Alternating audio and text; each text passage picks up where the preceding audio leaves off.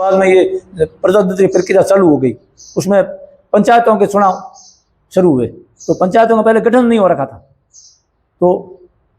Father को collector ने लिख दिया था कि आप जनप्रतिनिधि कहीं से खड़े हो सकते हो। फादर यहाँ पहले वहां जाकर के बाप में उपप्रधान बने और बारू ठाकर पद्म सिंह जी को बनाया प्रधान। फिर वो पंचायतों गठन की प्रक्रिया शुरू हुई। जिला परिषद कोई आदमी आया तो वो कोई मिलने वाला था, वो यहाँ गया आमला, तो फादर से मुलाकात की कि गठन करना पंचायतों का, जो कर देंगे। तो आप सुबह आ जाओ तहसील। अब तहसील पधार गए, उन्होंने रिकॉर्ड दे दिया बाप का फड़ोदी का दोनों का ही।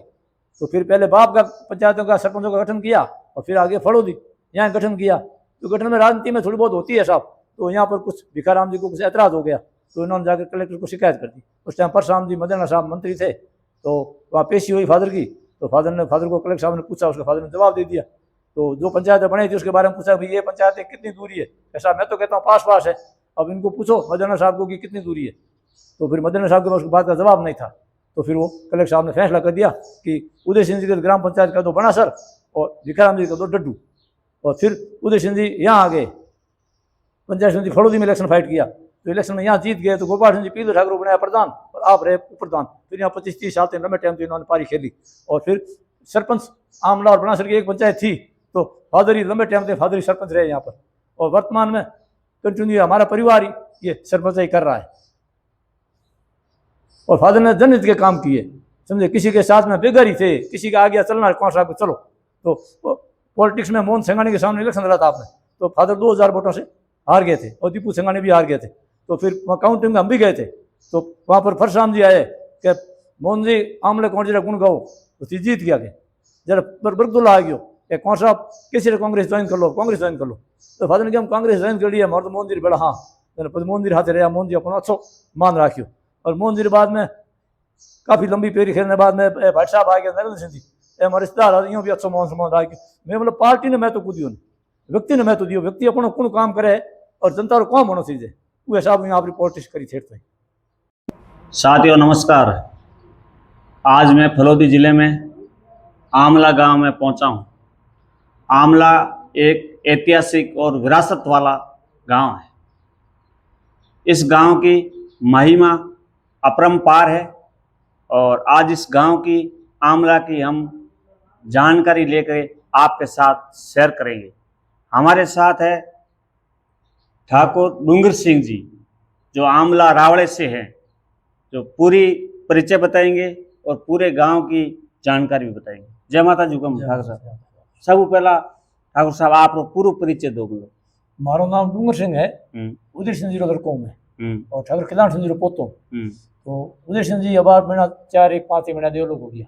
और हमारा विरासत मैंने हमारी गादी मिली। अच्छा। और वो गाँव जागीरी हो तो मारे इन्होंने बताया कि भाई 1555 गाँव बसियो, जसकरण जी बसा पैदल हुई। जसकरण जी पाताओ था और घंटियाड़ी आया। अच्छा। अटे पहले हुडा रहता, तो हुडा के उन टाइम में जागीरदार हा को नहीं खुआ कुंदो जातो, हुडा परेशान हो गया। तो हुडा दरबार करने गया कि मन जागीरदार दो नहीं मित्रों कौन दरबार में कागज लिखन दियो जसकरण जी माथे। जसकरण जी आया ओमले पहले हुए जदे ढोली नाई हाथे हाथ स्टाफ में काडम चूड़ पहले अठे आंद की अठे एक पुरानी हाड़ थी रावड़ में, तो परिवार लेता पहले गाँव में। अब पुरानी हाड़ बैठी डेरो दी और वाह सुबह जसकरण जी गया भी गाँव कट्ठा बसावना पड़े। जसकरण जी पाकड़ों फिरन गया तो गाय भी ही जो रात दही वगैरह जमाया, तो जसकरण जी ठकण को विधान करना गया तो 2-2:30 बजे विधान है वो दियो कौन। जसकरण जी पूछ कहता कि भाई एक ठकण कहो एक बार को पकड़ जाओ नेवड़ी रोपा और रूपी नेवड़ी हाथ थकी करते नेवड़ी फेंक दी।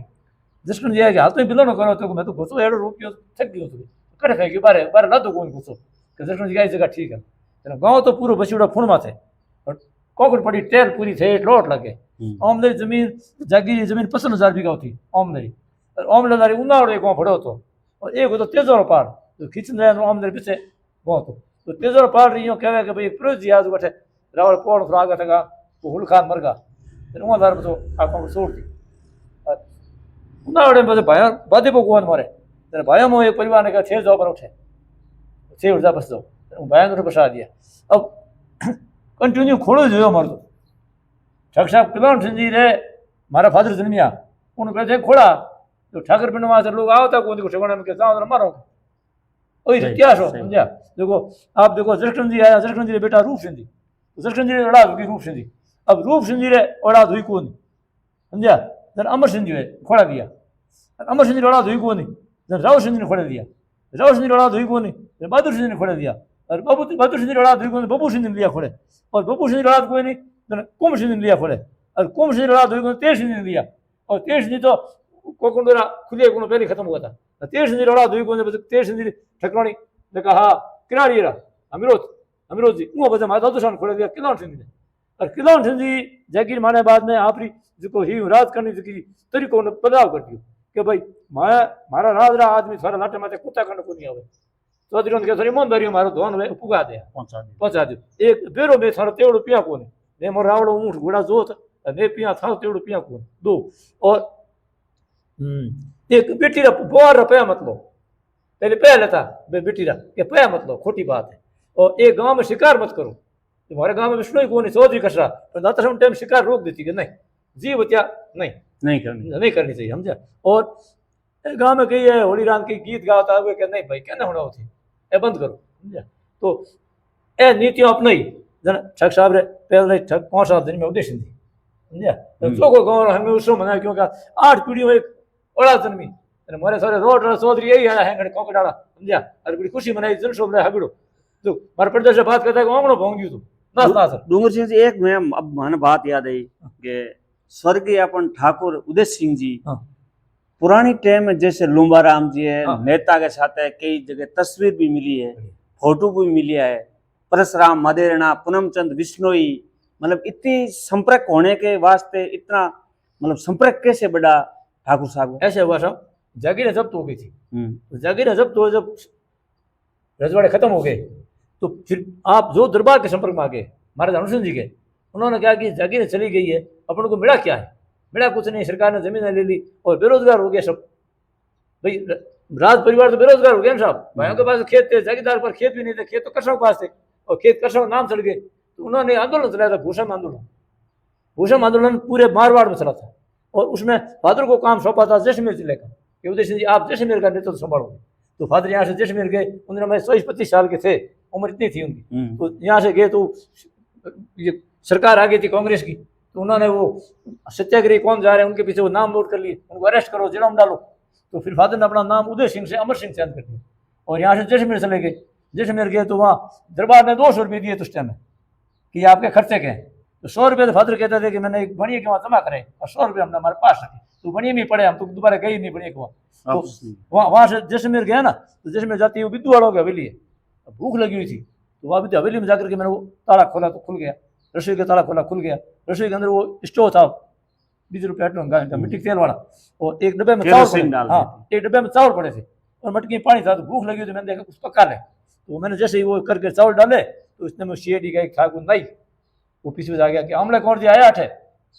खुद नहीं कहा यहाँ तो नहीं आए कि हमारा आया कि नहीं भाई अरे तो खुद नहीं आया, वो क्यों उठो आप उठे वो हैंडलो बंद कर और उसने निकला तो किले खाना आ गया, किले खाने होटल ही खाने दी बट बैठ गया, उन्हें कभी खाना लगा, वो खाना 2 रोटी का खाई फलका अंदर बड़ा आ गया, तो होटल ने पूछा आमले कौन जी आया घर को है कि आ गया कि कोई है, उन्हें होटल ने पेमेंट करना आप निकल गया बावड़ी आगे निकल गया बावड़ी में निकल गया, बावड़ी में आप गिद्र हॉस्टल बिल्डर राजपुर उठ गया अपना उठ जा आडो बजाय उनका मोहन लड़को बोलियो कौन है सारे काको सा आडो खोल दियो, तब इन्हों ताव आयो तो कि आप रोटी जीमने गाँव कूड़िया बन सा गिरा कूड़िया मैंने होटो न तो कोई उन्हें कूड़िया में गीला तो रोटी चूर फादर ने निकलो आप जिम लो, वो जिम आधी रोटी जिम बड़ी शेडी आ गई आडो बजायो क्या आमले कौन आया घर कोई उठो हाथ धो रहा है बढ़ गया गड़ी से तरा खेड़िया मत गया अपने उठा खेड़िया में चढ़ जाओ दिन भर अपन थोड़ा निकले कोई दिन भर बैठ रहा खेड़िया मत सोमरा 5 बजे जने हनुमान चौराहे गया कि भाई काम तो करना पड़ी, हनुमान चौराहे गया बस में बैठ गया, अब आगे किए गाँव जावनो वो गाँव न पतो नहीं बस में बैठ गया, अब उन दिन कहीं हो कि आगे कोई खड़ा ना मन कोई एडो एडे में किया आदमी बूढ़िया भेड़ा बैठा उनका वो कंडक्टर पूछो हाँ कहाँ जाना आपको क्या उपाय बैठूंगा क्या हुए गाँव हाले मोक ना हाले कोई गाँव बता दी गाँव उठी आलो बैठ गया भेड़ा उतरिया उठे उन हम जाए भाई इन तरीकों में आयो और जो दरबार भेजियो मैंने और एक आंदोलन शुरू करा आप जो में थे लोग सहयोग करो, तो क्या कंवर जी आज तो है डोंगड़ी कल है पूजा पावड़ी गुरु मन थे क्वादर में आवा रखे, तो दरियानाथ बावड़ी है जैसलमेर में उठे हो रहा वही झंडी लगाऊँ उन झंडी माथे आप तो पास आ गया थे, तो दिन भर वो पेरो फोरियो मसोणों में कि पुलिस लारे पड़ता तो मसोणों में तो तो रात रोटी करता मसोणों में था, लेकिन रात आई कोई बड़ो तो वाला एक लोग यहाँ पे कहता है कि फंस गया तो दार पुलिस आ गई कहा पसण जा अपराधी भड़क कोई हाथ होतो तो अंगूठी नौकर भसी भेड़ी कर बैठ गया तो कुछ क्या कर रहे हो ये भसी भेड़ी करो माई तुम्हारी यो कर वो अंदर सुड़ा दी फिर आयुमान सिंह जी हुंडी लौट आ गए थे तो रात को वहाँ रुके तो रात को खाना बनाते ना तो आयुमान सिंह जी ने कहा कंवर जी के लोग के बसोना भूत हुए कि भूत अपॉट तो रात का खाना वो बसोना बना लकड़े बाद आता कोई पुलिस तो भी कोई बड़ो बड़े तो પછી वो आंदोलन शुरू हो गया सब तेरा बावड़ी माथे पूरी खटाड़ भेड़ी होगी समझा और પછી वो उन टाइम जगह नारा कांग्रेस का नाश और वो नारा लगा समझा और काफी उग्र हो गया आंदोलन।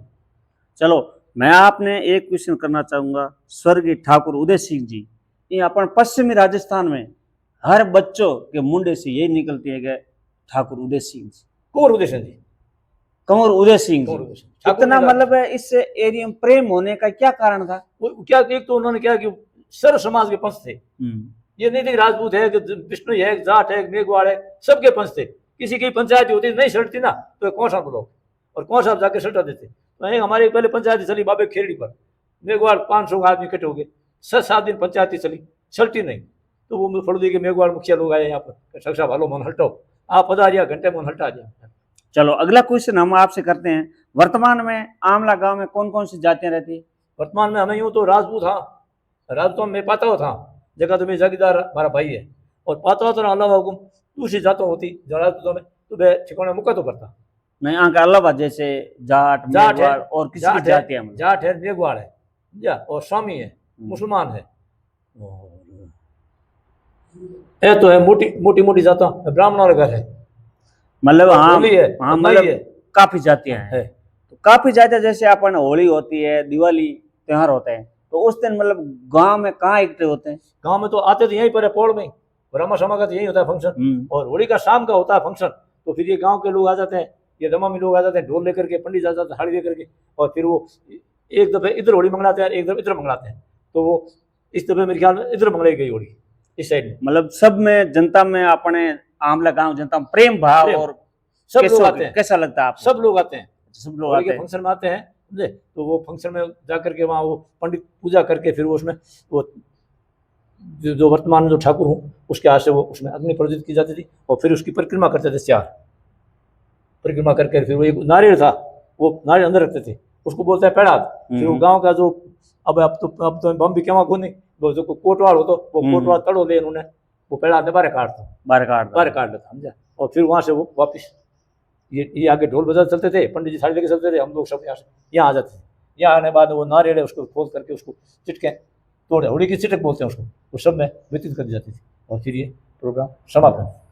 साथियों आज मैं आमला गांव के ठाकुर साहब डूंगर सिंह जी जो आमला गांव की पूरी जर्नी बताई स्वर्गीय ठाकुर उदय सिंह जी की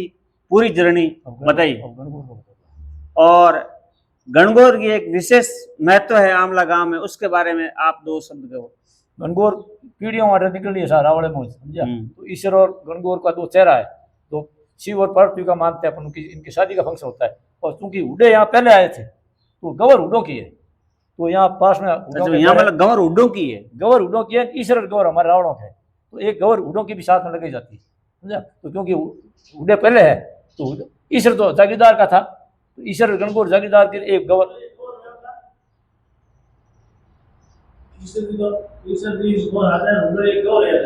गौर लगा दे सके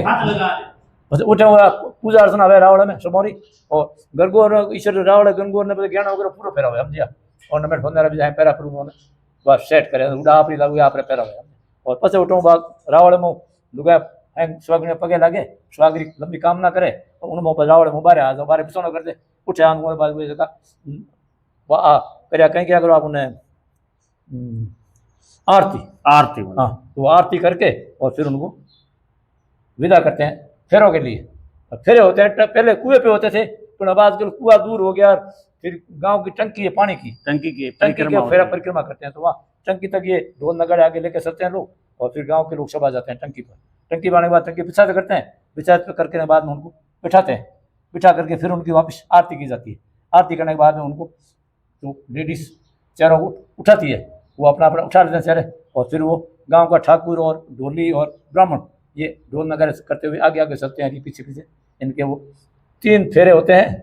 और 3 फेरों के बाद में चौथे फेरे में उनको, हाँ चौथे फेरे में वहाँ बिठा करके 3 फेरों के बाद में बिठाते हैं, और बिठा करके फिर वो चौथे फेरे में क्या होता है कि फिर गौर आगे आ जाती है, ईश्वर जी पीछे आ जाता है, और फिर वो एक आखिरी होने के बाद फिर वापस वहाँ बिठा करके और फिर उनकी आरती वगैरह करके वो साफा खोल कर सेवरे दे करके और फिर उनको वापस रावण में प्रस्थान करते हैं। और फिर रावण में ये फंक्शन है सब कि विधवा हो जाती है और उसको भी गौर की पूजा उजवना करना जरूरी है, इसलिए सभी जातों में गाँव में जो जाते रहती है, जाट राजपूत जो भी गाँव है सबके लिए कंपल्सरी है, और शरद में रहते हैं गाँव वाले उनको भी यहाँ आना पड़ता है, और वो गौर के लिए पोशाकें जो भोजन मिठाई लाते हैं वो चढ़ा करके वो अपने लंबे स्वाद की कामना करते हैं। ठीक है, बहुत बहुत धन्यवाद ठाकुर साहब। नमस्कार, धन्यवाद, जय राजस्थान।